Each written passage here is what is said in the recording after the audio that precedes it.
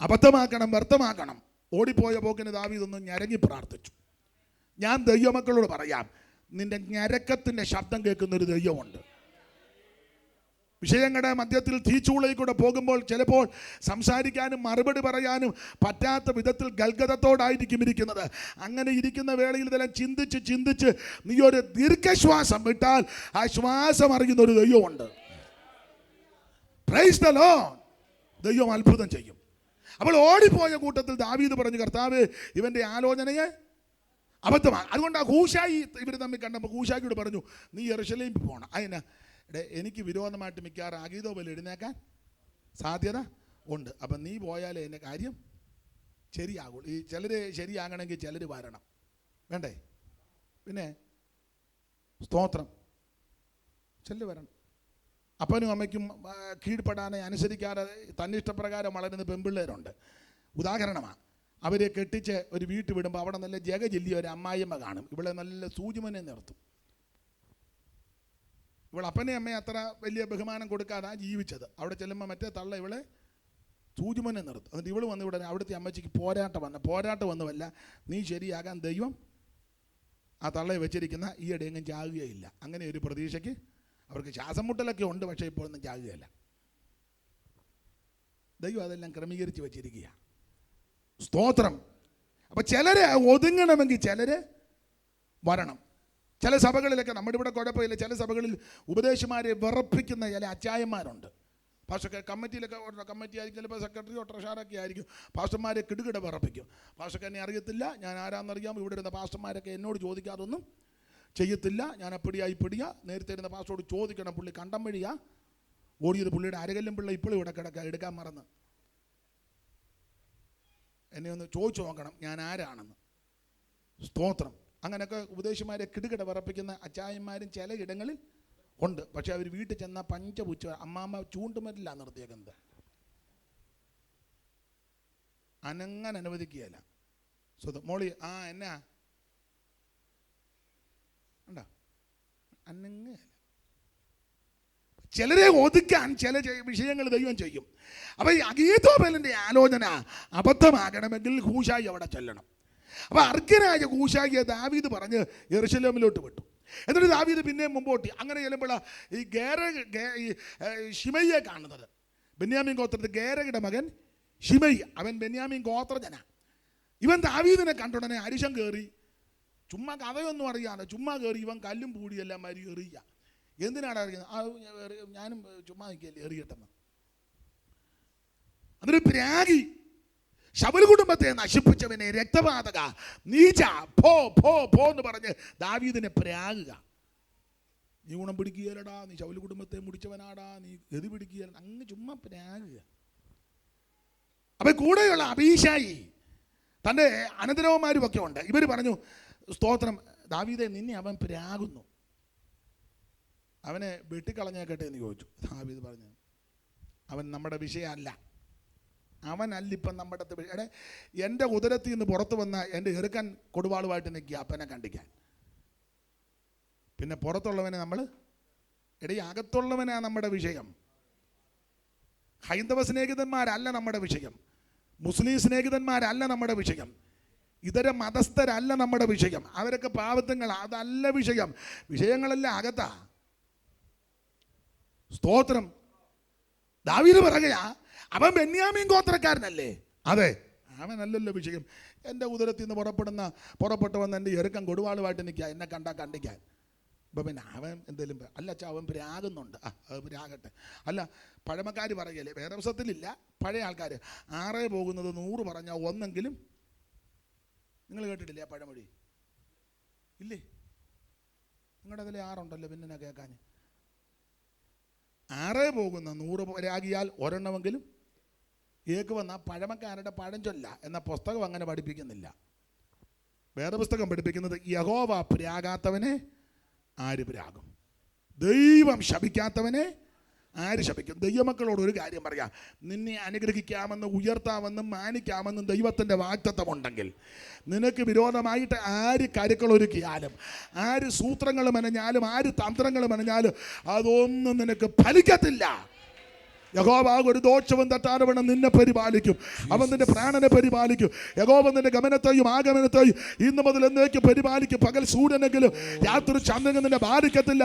രാത്രിയിലെ ഭയത്തെയും പകൽ പരക്കുന്ന അസ്ത്രത്തെയും ഇരുട്ടിൽ സഞ്ചരിക്കുന്ന മഹാമാരിയെയും ഉച്ചയ്ക്ക് നശിപ്പിക്കുന്ന സംഹാരത്തെ പേടിപ്പാനില്ല.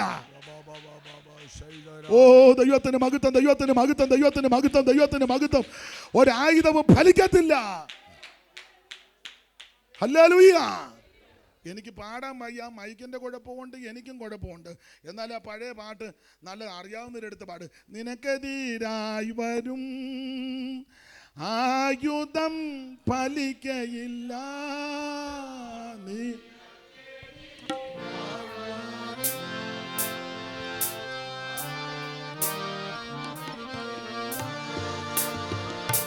നിന്റെ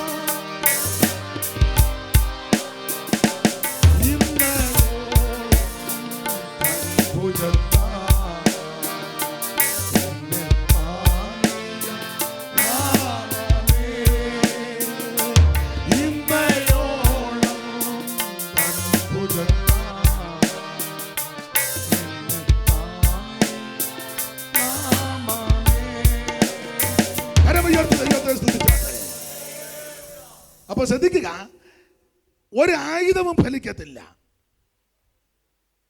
ഇവിടെ ദാവീദ് പറഞ്ഞു അവൻ പ്രാകട്ടെ, അവൻ ബെന്യാമീൻ ഗോത്രക്കാരൻ, അവൻ പ്രാകട്ടെ. അങ്ങനെ ദാവീദ് പിന്നെയും മുമ്പോട്ട് ഓടി ഓടി യോർദാൻ കടവിൽ വന്നു. പക്ഷേ അവിടെ തന്നെ ഇരിക്കുന്നതായിരിക്കും നല്ലത്. യോർദാൻ കടവിൽ ദാവീദ് എത്തി. അവിടെ നിൽക്കട്ടെ, ഇങ്ങോട്ട് ശ്രദ്ധിച്ചേ. ഈ അർഖനായ കൂശായി യെരൂശലേമിൽ വന്നു. അപ്പൊ അർഖനായ കൂശായി യെരൂശലേമിൽ വന്ന ഈ അബ്ശാലോമും കൂശായും കൂടെ കണ്ടു. അപ്പൊ കൂശായി അബ്ശാലോം കൂടെ കണ്ടപ്പോൾ കൂശായി പറഞ്ഞു, അബ്ശാലോം കുമാര ജയ ജയ ജയ വന്ദനം ചൊല്ലി. പണ്ടൊക്കെ പെന്തിക്കോസുകാർ കാണുമ്പോൾ അങ്ങനെ ഹല്ലേലൂയ പ്രൈസ് ദി ലോർഡ് ഓറി. ഇപ്പൊ പിന്നെ അതൊന്നും ഇപ്പൊ പിന്നെ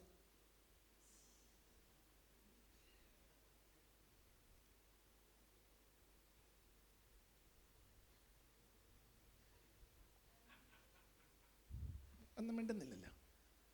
പണ്ടൊക്കെ ഹല്ലേലൂയ പറയുമായിരുന്നു. വടി വെച്ച് കണ്ടാലും വണ്ടിയെ വെച്ച് കണ്ടാലും ബസ് സ്റ്റോപ്പിൽ നിന്നാലും തമ്മിൽ തമ്മിൽ ഹല്ലേലൂയ. നമ്മുടെ കുമ്പനാട്ടുണ്ടായിരുന്ന അച്ഛാ സൈക്കിളെ വരുന്നത്, പേരും മറന്നു പോയി. അലിച്ചാനോടെ പോയി. ആ നമ്മുടെ കുമ്പനാട് സൈക്കിളെ വരുന്നേ OPA പണ്ടുണ്ടായിരുന്ന ഇല്ല, പേരും മറന്നു പോയി. കുഞ്ഞുട്ടിച്ചാൻ സ്തോത്രം. നമ്മുടെ കുറവക്കാല പാപ്പിച്ചാനും എന്നെ കാണുമ്പോൾ ഹല്ലേലൂയ പറയുമായിരുന്നു. പഴയ ആൾക്കാരില്ല അങ്ങനെ. ഇപ്പം പിന്നെ അങ്ങനൊന്നും മിണ്ടുന്ന പോലും ഇല്ലല്ലോ. യോഗത്തിന് നിന്നൊരു ഹല്ലേലൂയ പറയുന്നില്ല, പിന്നെ വഴി വെച്ച് കണ്ട ഹല്ലേലൂയ.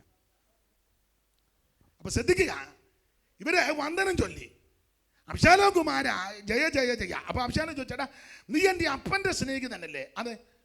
അപ്പൊ എൻ്റെ അപ്പനാകുന്ന നിന്റെ സ്നേഹിതന് ഒരനർത്ഥം വരുമ്പോൾ നീ അങ്ങോട്ടല്ലേ പോകണ്ടേ, നീ പിന്നെ ഇങ്ങോട്ട് വന്നത്? അപ്പൊ കൂശായി പറഞ്ഞു, ഇസ്രായേലും ദൈവവും ആരെ രാജാവാക്കും, അവരുടെ കൂടെ ഞാൻ നിൽക്കും. ഈ ഡയലോഗ് പറഞ്ഞപ്പോൾ ഈ അബ്ശാലോം കൂശായിയെ പിടിച്ച് ചേർത്ത് നിർത്തി. സമയം അങ്ങോട്ട് അടിഞ്ഞു നീങ്ങി. അതാ കഴിഞ്ഞ ആഴ്ച വായിച്ചു നിർത്തിയത് അഗീതോബൽ പയ്യ രംഗത്ത് വന്നു. അഗീതോബലിന്റെ രണ്ടാമത്തെ ആലോചനയാണ്. ആദ്യം പുള്ളി ഒരു ആലോചന പറഞ്ഞ് 16-ാം അധ്യായത്തിൽ കിടപ്പുണ്ട്. അത് പൊതുവിൽ വായിപ്പിക്കുന്നില്ല. ഇവൻ പൂള് വെച്ച് കൊടുത്തു. നിന്റെ അപ്പന് നീയും കൂടെ കൊമ്പാന്ന് നാട്ടുകാരറിയണം. അപ്പോൾ ചോദിച്ചു അതിനെന്നാ പോകും? അതിന് പോകുമ്പോഴുണ്ട്, നീ വെൺമാടത്തിലോട്ട് പൊക്കോളാൻ പറഞ്ഞു. ബാക്കി നിങ്ങൾ വായിച്ചാൽ മതി. ഇവൻ പൂള് വെച്ച് കൊടുത്തു, നീ വെൺമാടത്തിൽ കയറിക്കോളാൻ പറഞ്ഞു. നാട്ടുകാർ മുഴുവൻ കാണട്ടെ. അബ്ശാലോമിനെ പറഞ്ഞ് വെൺമാടത്തിലോട്ട് വിട്ടു. അത് ഒന്നാമത്തെ പൂളാണ്. രണ്ടാമത്തെ പൂളാണ് 17-ാം അധ്യായത്തിൽ. ഇന്ന് രാത്രി 12,000 പേരെ തിരഞ്ഞെടുത്ത് ഞാൻ ദാവീദിനെ പിന്തുടരും, ക്ഷീണിച്ചും അധൈര്യപ്പെട്ടും ഇരിക്കുന്ന അവനെ ഞാൻ ആക്രമിച്ച് ഭ്രമിപ്പിക്കും. അപ്പോൾ അവൻ്റെ കൂടെയുള്ള ജനമെല്ലാം ഓടും. ദാവീദ് ഒറ്റപ്പെടും, ഞാൻ അവനെ വെട്ടും. ഇതാണ് അഹീതോബലിൻ്റെ ആലോചന. ആലോചനയ്ക്കകത്ത് 3-4 പാഠമാണ്. 1, പിന്തുടരും. 2, ഭ്രമിപ്പിക്കും. 3,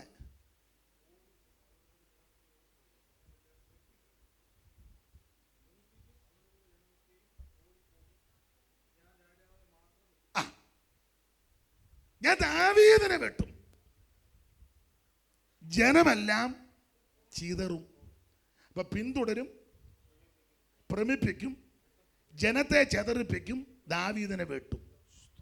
ഇതാണ് അഹീതോബലിന്റെ ആലോചന. സ്തോത്രം. ദാവീദിനെ ഒരു വെട്ട് വെട്ടിയാൽ മതിയല്ലോ, എന്നാലും മൊത്തം ചെതറി. ഒരൊറ്റ വെട്ട്, പ്രധാനപ്പെട്ട സ്ഥലത്ത് ഒരൊറ്റ വെട്ട് വെട്ടിയാൽ മതി. കൂടെയുള്ള ജനമെല്ലാം ചെതറും, എല്ലാം ഭ്രമിക്കും. സ്തോത്രം. പക്ഷേ പ്രാർത്ഥനയിൽ ഉപവാസത്തിൽ ഇരുന്നുകൊണ്ട് ആരും ഭ്രമിച്ചില്ല. അത് കർത്താവ് നേരത്തെ കണ്ടത് കൊണ്ടാ 5 ആഴ്ച മുമ്പ് ദൈവം വെളിപ്പാട് തന്നേച്ച് പറഞ്ഞു ഉപവസിച്ച് പ്രാർത്ഥിക്കാൻ. അതുകൊണ്ട് വെട്ടേറ്റില്ല. സ്തോത്രം, സ്തോത്രം.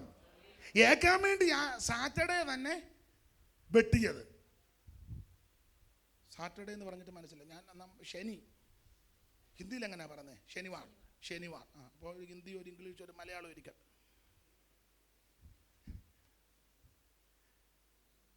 ശനിയാഴ്ച ഒരു 5 മണി ആയപ്പോൾ ഒറ്റ വെട്ട് വെട്ടിയപ്പോൾ ഓർത്തത് ജനമെല്ലാം ചെതറും, ഭ്രമിക്കും, ഓടിപ്പോകും. സൺഡേ ഇവിടെ ആരും വരികയില്ല. പക്ഷെ ആ സൺഡേ ആള് കൂടി. കാരണം മറ്റൊന്നുമല്ല, ഓടിപ്പോയപ്പോൾ ദാവീദ് പ്രാർത്ഥിച്ചു, കർത്താവേ ആലോചനയെ വ്യർത്ഥമാക്കണം. ജീവിക്കുന്ന ദൈവത്തിന്റെ പൈതന് വിരോധമായി, പ്രാർത്ഥിക്കുന്ന ആരാധിക്കുന്ന ദൈവത്തിന്റെ പൈതന് വിരോധമായി, ഉപവസിക്കുന്ന ദൈവമക്കൾക്ക് വിരോധമായി അവൻ ആരാലോചന പറഞ്ഞാൽ അതിനെ അബദ്ധമാക്കാൻ കഴിവുള്ളവൻ ആ ദൈവം. ദൈവത്തിന് മഹത്വം, ദൈവത്തിന് മഹത്വം. അപ്പൊ അഹീതോബലിന്റെ ആലോചന 1, ഞാൻ പിന്തുടരും. പിന്തുടരും. ഇതിപ്പം നിങ്ങൾ ഓർക്കുന്ന കഴിഞ്ഞ ആഴ്ച എങ്ങാണ്ട് പിന്തുടരുന്നതാണ്. അല്ലല്ലോ, വർഷങ്ങളായിട്ട്. പിന്നെ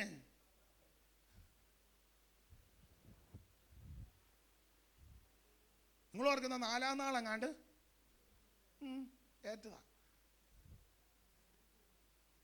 സ്തോത്രം. ഇതിങ്ങനെ പിന്തുടർന്നുകൊണ്ടിരിക്കുക. സ്തോത്രം. അതില് വേറൊരു സഹോദരൻ പറഞ്ഞു 1.5 വർഷം മുമ്പ്. അത് വേറൊരു വിഷയം. പിന്തുടരുക.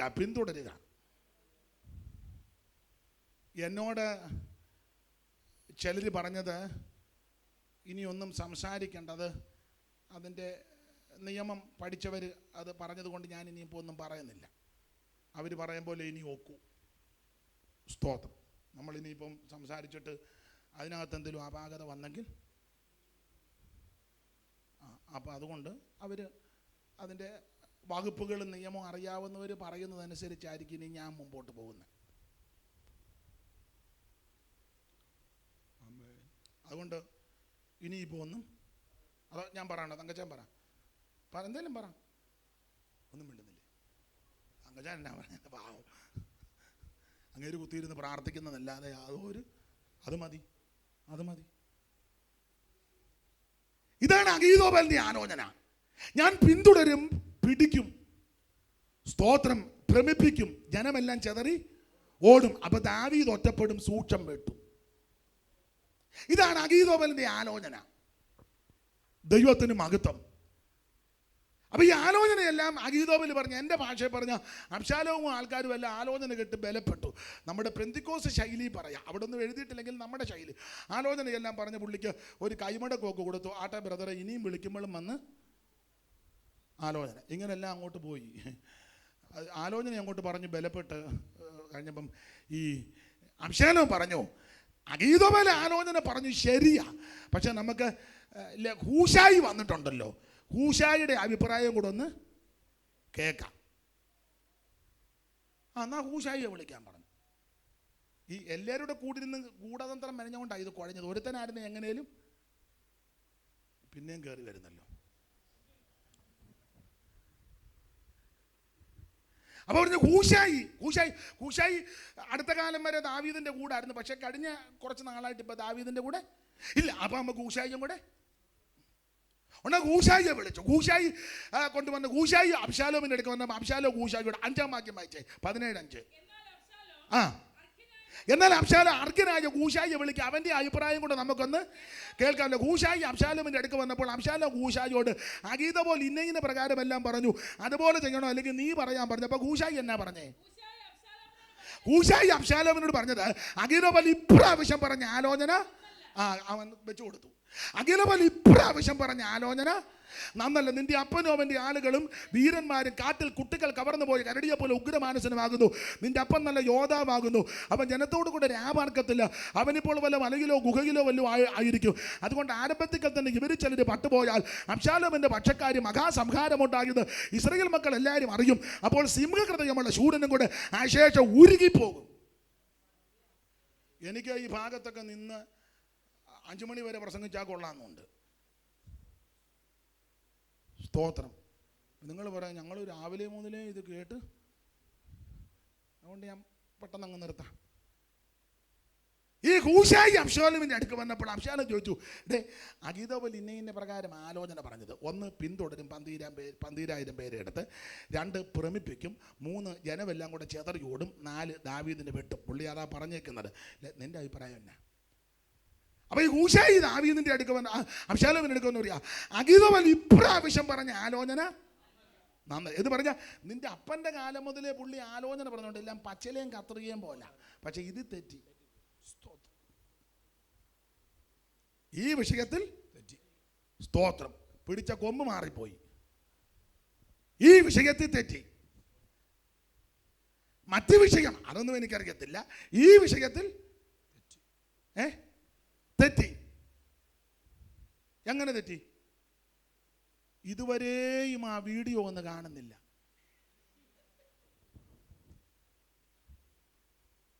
ഇത് തെറ്റി. ആ ആധാരത്തിന്റെ കോപ്പി ഇതുവരെ ഒരാഴ്ചയായി. ഇതിൽ തെറ്റി.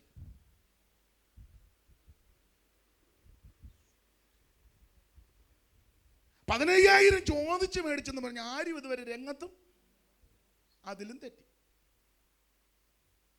ഇന്ന ഭക്ഷണം ഉണ്ടാക്കി തരണമെന്ന് പറഞ്ഞു, അതും തെറ്റി.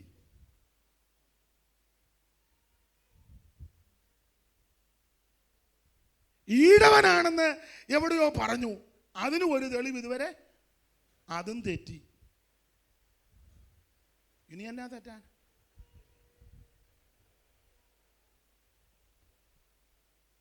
സ്തോത്രം, സ്തോത്രം, ഹല്ലേലൂയ. അഗീതോപൽ ഇപ്രാവശ്യം പറഞ്ഞ ആലോചന നന്നല്ല. അതിന് കാരണം പുള്ളി പറഞ്ഞു, ഇപ്രാവശ്യം പറഞ്ഞ ആലോചന നന്നല്ല. അവൻ കുടുംബപ്രവാചകനാ. അതല്ലേ 15-ാം അധ്യായത്തിന്റെ 12-ാം വാക്യവും 16-ാം അധ്യായത്തിന്റെ 23-ാം വാക്യത്തിൽ 1 കുടുംബപ്രവാചകൻ, 2 സ്വന്തം മന്ത്രി. വായിച്ചേ 15, 12, 16, 23 വേഗത്തിൽ. ദാവീദിന്റെ മന്ത്രി. അപ്പൊ ഈ അഗീതോപൽ മന്ത്രിയാ. ഇനി 16, 23.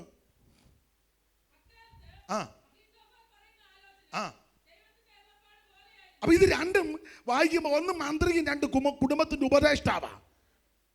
അബ്ശാലോമിനും ദാവീദിനും അഗീതോപന്റെ ആലോചനയല്ല ഭയങ്കര ഇഷ്ടമാ. പക്ഷേ ഹൂശായി പറഞ്ഞ് അതൊക്കെ നല്ലതാ, പക്ഷെ ഇത് തെറ്റി. ഈ കേസ് പിടിച്ച് തെറ്റിപ്പോയി.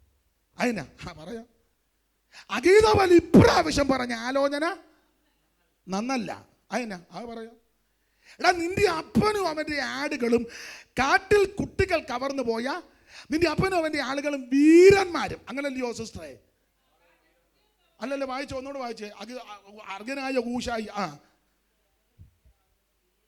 നിന്റെ അപ്പനും അവന്റെ ആളുകളും, നിന്റെ അപ്പനും അവന്റെ ആളുകളും വീരന്മാരും കാട്ടിൽ കുട്ടികൾ കവർന്നു പോയ കരടിയെ പോലെ ഉഗ്രസന്മാരുമായിരുന്നു. ഉഗ്രമാനസൻ എന്ന് പറഞ്ഞാൽ ഹൂശായി പറഞ്ഞു തരാം, നീ എല്ലാരെയും തൊട്ടതുപോലെ തൊട്ട സ്ഥലം മാറി. കാരണം നിന്റെ അപ്പനും അവന്റെ ആളുകളും വീരന്മാരാ. സ്തോത്രം. എടാ പൊട്ട, നീ ഉദ്ദേശിക്കും പോലെ അല്ല ദാവീദ്. അവന്റെ കൂടെയുള്ളവരും. ഇവിടെ ഹെബ്രോൻ സഭയുടെ പ്രത്യേകത അവൻ അടിയും കേസും മടക്കുമല്ല, പ്രാർത്ഥനയാണ്. ഏത് വിഷയം വന്നാലും ദൈവസന്നിധി മുടങ്ങാനും അടക്കും. ഇവിടെ ആരാധനയാ വിഷയം, പ്രാർത്ഥനയാ വിഷയം. Praise the Lord. നമ്മുടെ ബലം ആത്മീക ബലമാണ്. യഹോവയാകുന്ന യാഗ നമ്മുടെ ബലം. സൈന്യത്താലല്ല, ശക്തിയാലുമല്ല, ദൈവത്തിന്റെ ആത്മാവിനാലാ. നമ്മുടെ ബലം ആത്മബലമാ. സൈന്യത്താലുമല്ല, ശക്തിയാലുമല്ല, ദൈവത്തിന്റെ ശക്തിയാലത്തെ. സൈന്യത്താലും ഓ ദൈവത്തിന്റെ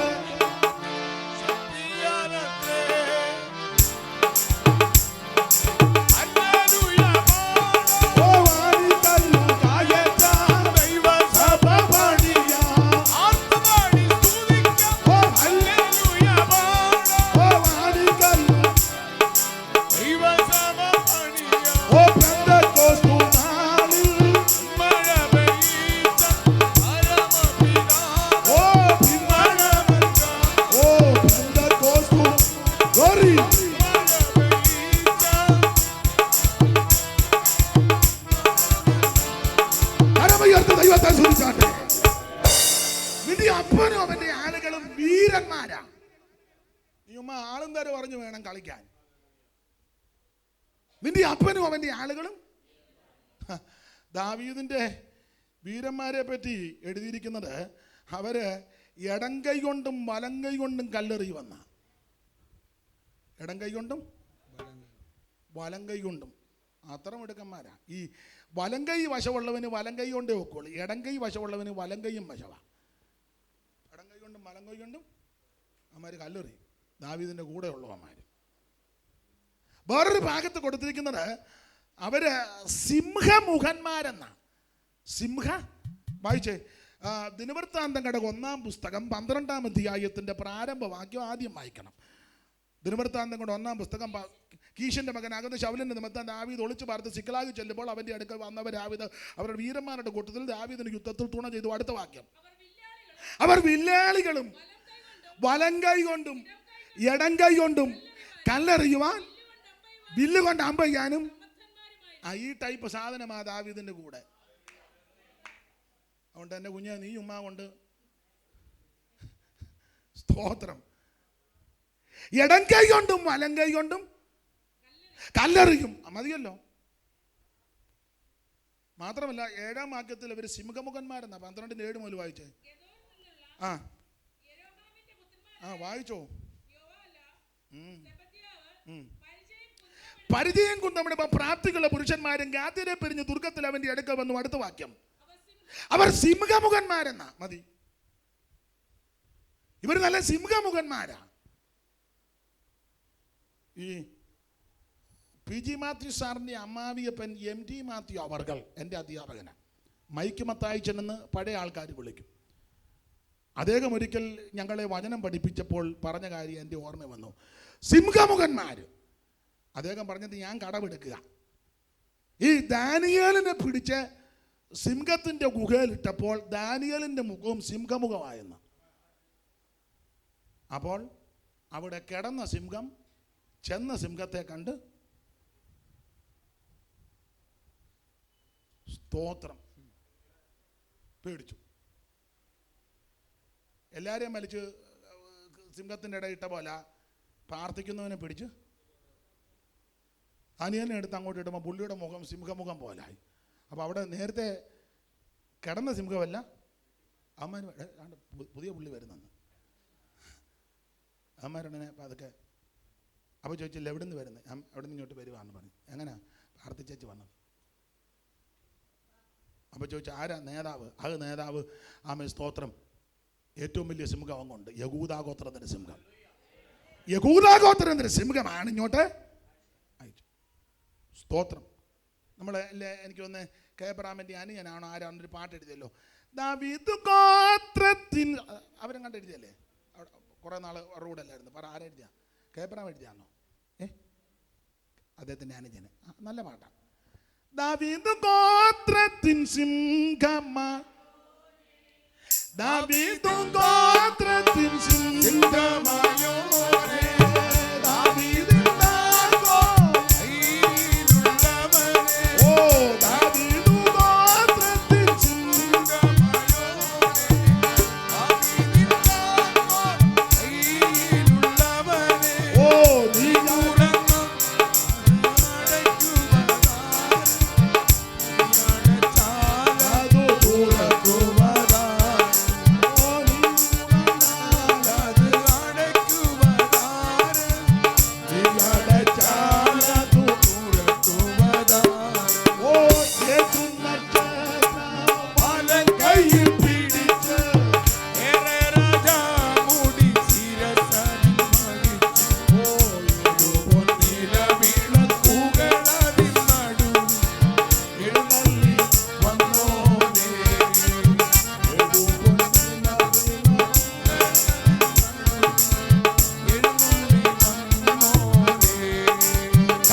ദൈവത്തെ സ്തുതിക്കേ.